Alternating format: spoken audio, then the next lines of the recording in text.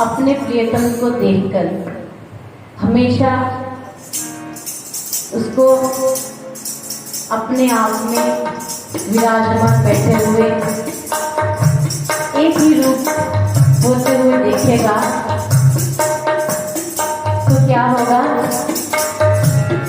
पथिक अपने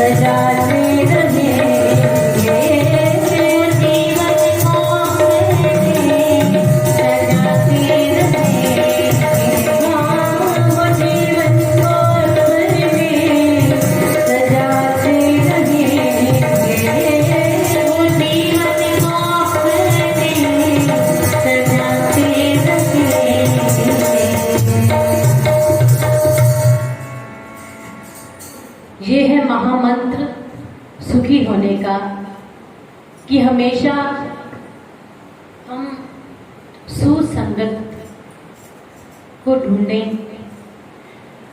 सुसंगत को पाने के बाद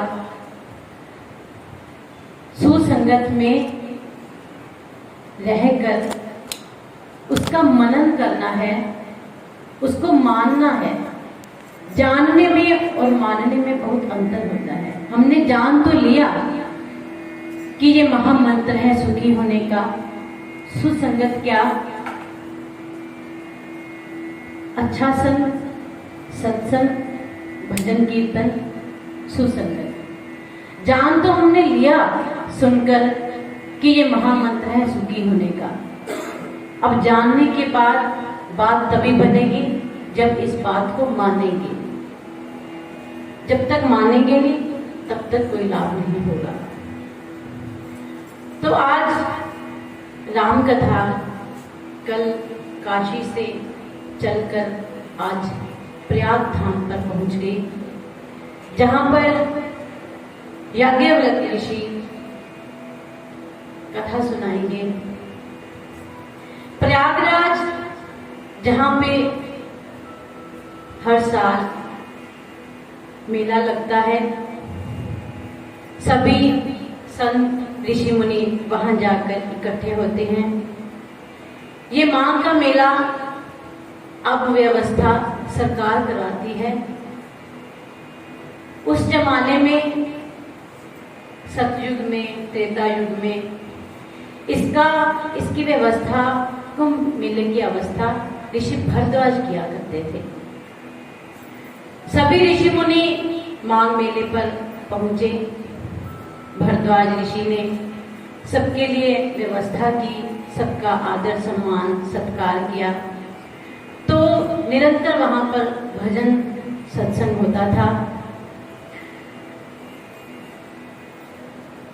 भरद्वाज ऋषि कैसे हैं, क्या उनका परिचय है? गोस्वामी तुलसीदास जी ने कहा कि पहले हम उनका परिचय जाने कि वो ऋषि क्या हैं, जिनके अंदर इतना प्रेम कथा सुनने के लिए, इतनी देखो भजन कीर्तन में, सत्संग में रहने के बाद भी उनके मन में अभी भी प्यास है कथा सुनने की।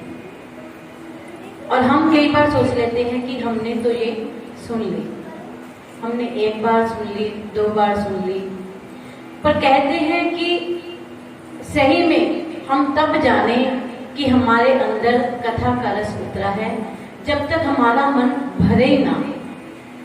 हम रोज सोचें, हर कथा को सुनने के बाद ये सोचें कि अभी हमारा मन नहीं भरा।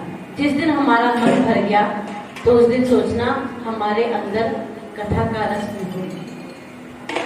इस रस से कभी मन भरना ही नहीं चाहिए। तो भरद्वाज ऋषि क्या है कि भरद्वाज मुनि बसहि प्रयागा, तिन्हि रामपद अति अनुरागा।